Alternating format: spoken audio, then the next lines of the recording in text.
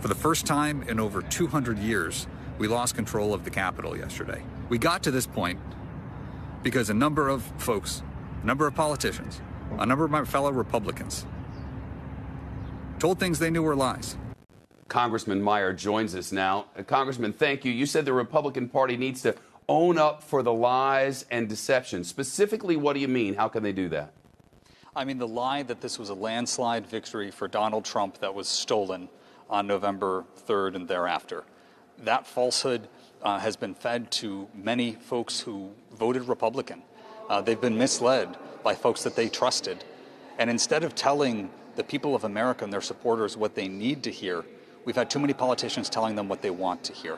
And that type of reactive leadership is not going to make the Republican Party ever be a party that is trusted to govern in this country again.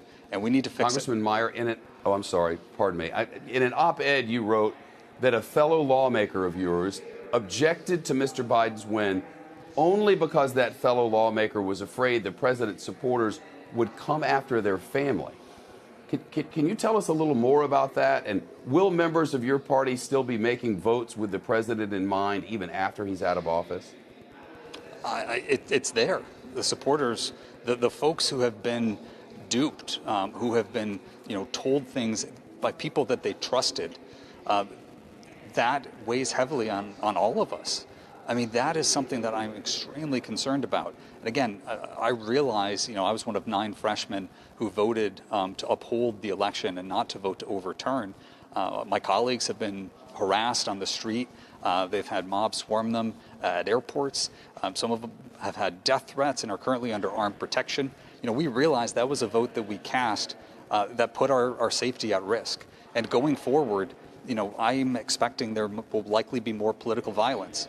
And so, my expectation and the expectation of some folks I'm talking to who are trying to vote our conscience on this is that there will be folks who try to kill us.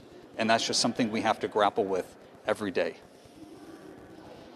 Are you getting extra protection, or some of your colleagues getting extra protection? And are you telling us that some of your colleagues voted against because they believed that their lives would be in jeopardy if they didn't?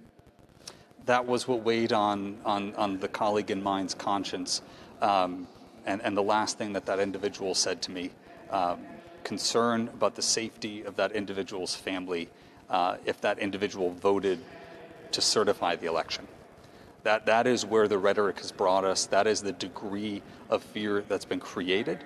And what's more, I've heard objections to the impeachment based on what reaction it might cause. I don't believe in giving rioters, hecklers, insurrectionists, I don't believe in giving them a veto. We need to make what the right decision is. The consequences will be something we have to deal with, but at the end of the day, we can't let ourselves be held hostage because some are threatening violence. Congressman, if it comes to a vote, will you support impeaching the president? Right now, that is something I'm strongly considering. Again, I've had colleagues who are objecting and raising concerns on the timing, raising concerns on the process, raising concerns on the reception. I've not heard anybody raising concerns on the merits, and I believe that the president's actions last Wednesday are disqualifying and leave him unfit for office. Inciting an insurgency. You believe that the charge as leveled is fair and accurate? Insurrection, that's what I meant. We're still looking into what that legal charge actually is. I would vastly prefer that we have time to establish a criminal investigation and get a better handle on the events that occurred. Right now, all that I know about what happened on January 6th, I either saw with my own eyes or have read about on Twitter.